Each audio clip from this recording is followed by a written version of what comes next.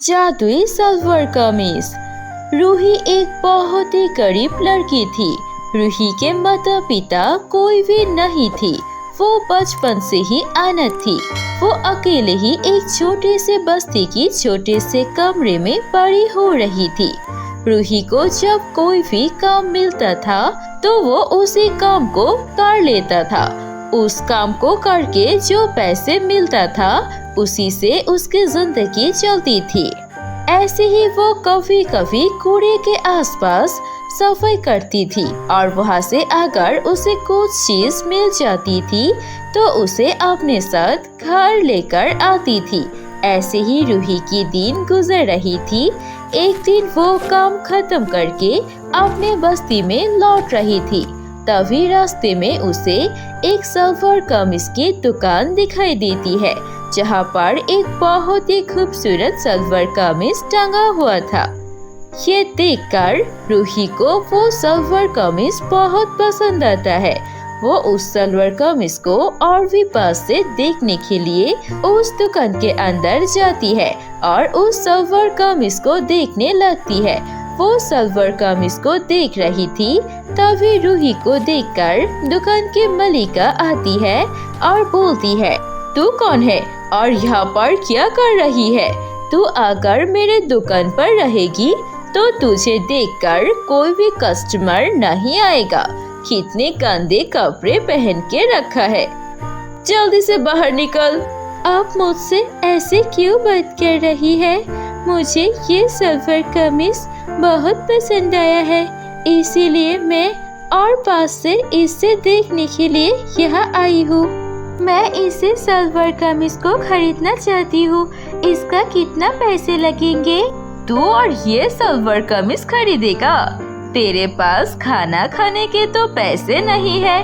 चलिए इस सलवार कमीज खरीदने के लिए। ये सलवार कमीज कम से कम 10,000 रुपए की है।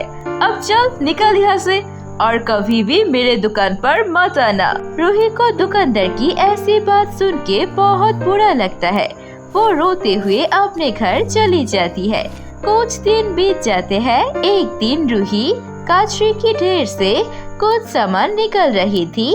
तभी एक अमीर लड़की वहाँ पर आती है और कुछ कपड़े फेंक के चली जाती है। रूही वो सारे कपड़े देखकर वहाँ पर जाती है और देखती है वहाँ पर एक गुलाबी रंग का सलवार कमीज है। वो सलवार कमीज थोड़ा सा फटा हुआ था, लेकिन रूही वो सलवार कमीज को अपने साथ घर लेकर आती है। ये सलवार कमीज थोड़ा सा फटा हुआ है, मैं इसे ठीक कर लेती हूँ और ठीक करने के बाद शायद ये मेरे काम आ जाए। कम से कम नया ना सही, मेरे पास एक सलवार कमीज तो होगा।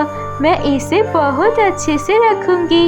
ऐसा सोच के रूही वो सलवार कमीज को ठीक कर लेती है और उसे पहन लेती है। जब वो उस सलवार कमीज को पहनती है तो वो सलवार कमीज बिल्कुल नई बन जाती है और रूही देखने में भी बहुत ज्यादा खूबसूरत हो जाती है। वो अब पहले से भी ज्यादा गोरी और उसके बाल भी मखमली हो जाती है। रूही समझ जाती है कि ये सलवार कमीज एक जादुई सलवार कमीज है।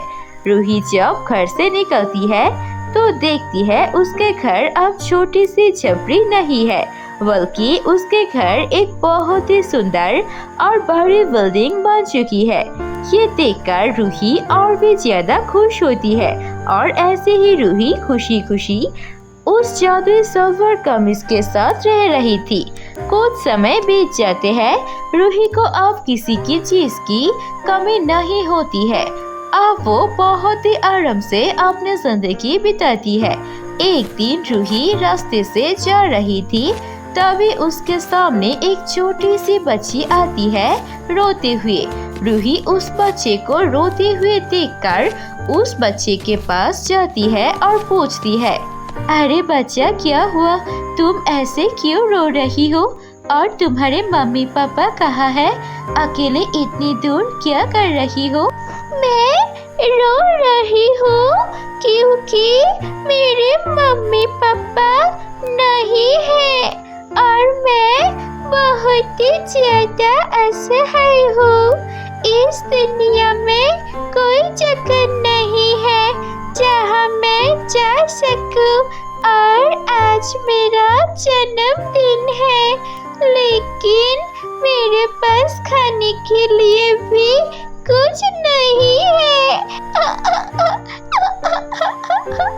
उस बच्चे की ये दुख भरी कहानी सुनकर रूही को अपने पुराने दिन याद आ जाती है। रूही को बहुत बुरा लगता है।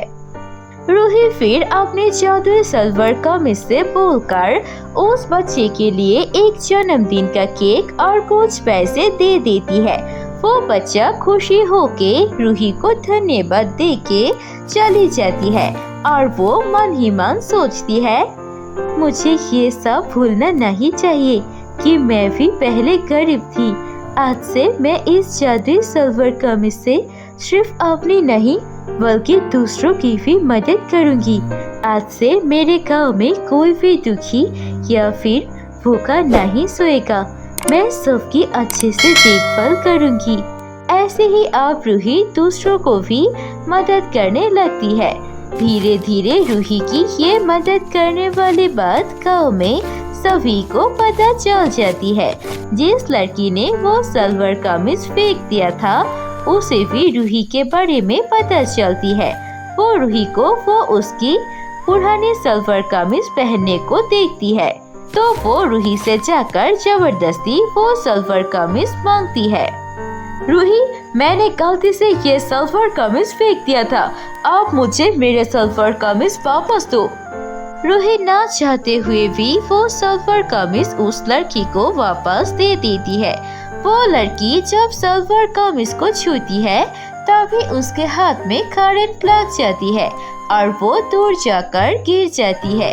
ये सब कुछ देखकर रूही और उस लड़की को कुछ समझ में नहीं आता है। वो लड़की फिर से गुस्से में आकर उस सलवार कमीज को लेने लगती है तो फिर से उस सलवार से करंट का झटका का लगती है और वो लड़की दूर जाकर गिरती है। तभी उस सलवार कमीज से आवाज आती है, मुझे छूने की कोशिश भी मत करना लड़की। मैं पहले तुम्हारे घर थी लेकिन तुमने मेरी बिल्कुल भी देखभाल नहीं की थी, न ही मेरे अच्छे से ख्याल रखा, जिसके कारण मैं पुरानी हो गई और जब मैं पुरानी हो गई तुमने मुझे फेंक दिया था। रूही ने मुझे अपने साथ घर लाया।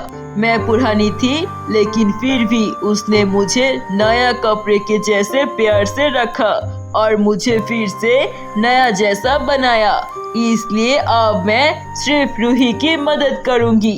तुम्हारी जैसे खराब और बुरी लड़की की मदद तो बिल्कुल नहीं करूंगी। अगर जिंदा रहना है तो जल्दी से यहाँ से निकल जाओ।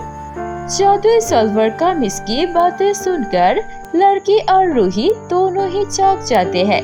वो लड़की जादुई सलवार कमीज की इस खतरनाक रूप से बहुत डर जाती है, इसीलिए वो दौड़ के वहाँ से भाग जाती है। रूही फिर उस जादुई सलवार कमीज से पूछती है, सलवार कमीज, तुमने मेरी बहुत मदद की, लेकिन तुम बात भी कर सकते हो, ये मुझे बिल्कुल नहीं पता था। हाँ रूही, मैं बात भी कर सकती हूँ। मैं एक जादुई सलवार कमीज हूँ, लेकिन उस लड़की ने कभी मुझसे प्यार से बात नहीं किया, न ही मुझे अच्छे से रखा है। इसीलिए मैं अपना जादुई शक्ति खो चुका हूँ। लेकिन जब तुमने मुझे उस कूड़ेदान से बाहर निकाला और फिर से प्यार से रखा, इसीलिए मुझे मेरी जादुई शक्ति फिर से वापस मिल गई। अब मैं तुम्हारे पास ही रहूंगी और तुम्हारी मदद करूंगी। तुम्हें जब भी कोई चीजों की जरूरत होगी तो मुझे बोल देना, मैं तुम्हें वो तुरंत दे दूंगी।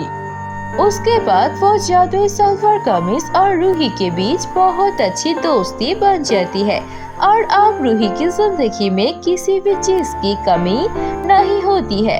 वो हमेशा गरीब लोगों की मदद करती है और वो खुशी खुशी उस जादुई सलवार कमीज की मदद से रहने लगती है।